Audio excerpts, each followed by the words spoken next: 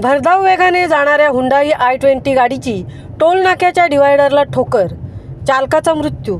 भरधाव वेगाने जाणाऱ्या हुंडाई i20 गाडीची पनवेलजवळील खारपाडा येथील टोल नाक्याच्या डिवायडरला ठोकर दिल्याने झालेल्या अपघातात कार चालकाचा मृत्यू झाल्याची दुर्दैवी घटना घडली आहे।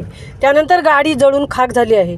विजय शंकर राठोड, वय वर्ष 44, राहणार पेण, त्यांच्या ताब्यातील हुंडाई कंपनीची i20 कार MH6BU 0875 ही भरधाव वेगात हयगईने रस्त्याच्या परिस्थितीकडे दुर्लक्ष करून स्वतः चालवून पनवेलकडून पेणकडे जात असताना खारपाडा टोलनाका येथील डिवायडरला ठोकर मारून अपघात करून पायाला, छातीला, डोक्याला गंभीर दुखापत होऊन स्वतःच्या मरणास व कारच्या नुकसानीस कारणीभूत झाला म्हणून गुन्हा झाल्याने पनवेल तालुका पोलीस ठाण्यात या गुन्ह्याची नोंद करण्यात आली आहे।